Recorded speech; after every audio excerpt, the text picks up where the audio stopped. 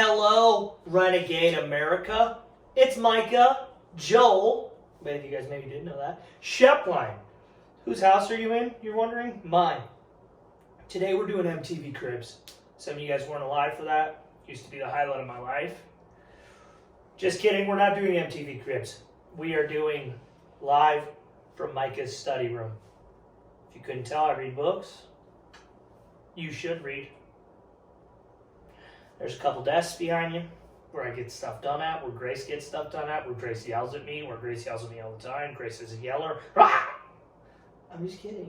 She's in the corner. Who cares? Anyway, I wanted to come to you today, just give you a little encouragement. I know it's an interesting time. I know it's pretty unprecedented, really, in my lifetime. I think all of us will forever remember this time. But I think the important thing to look at in this time is what you're doing with it.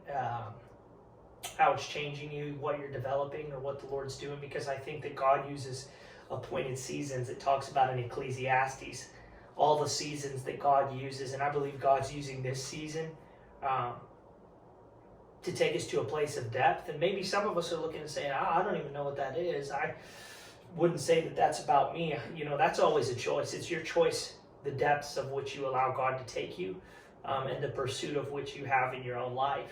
So I would encourage you, whether that's reading the Bible, whether that's, involved in church in person or online or whatever it is, don't hesitate to reach out to us. We're here for you. But I wanted to read in Mark 8:4. It's the feeding of the 4,000, not the feeding of the 5,000.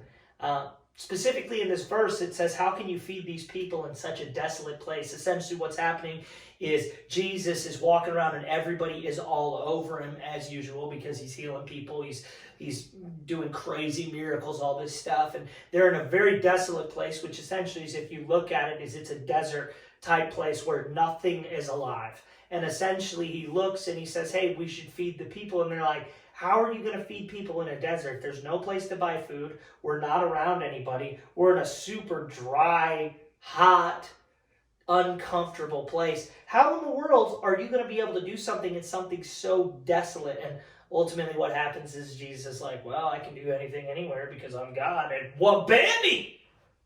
4 for $4s everywhere. Little Caesars, $5. Grace likes thin crust. I don't really like thin crust. Silver Beach pizza everywhere. Just rains. Just kidding. But what I'm saying is that his disciples, their view of what God could do was based off of the perception of what was around them. So they perceived we're in a desolate place, therefore God can't move.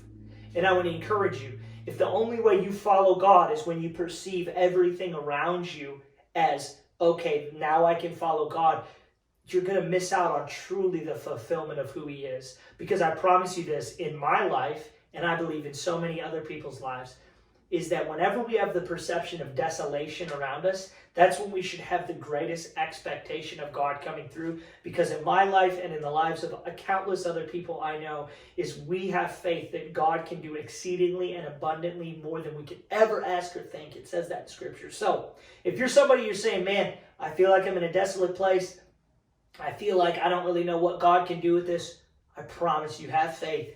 He can do things. And if you want to reference that story, once again, it's found in Mark chapter 8, and I specifically referenced verse 4. With that, though, there is a little slight surprise announcement. I'm not going to give a ton of details right now because we're going to be rolling out a little bit more of it. But we are going to slowly start trickling out some in-person activities for people once a week. What does this mean?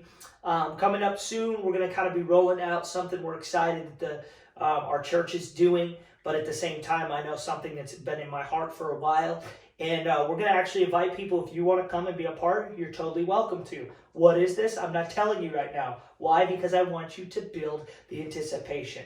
Essentially, I'm saying this: block out all your Thursdays starting in March. Who knows?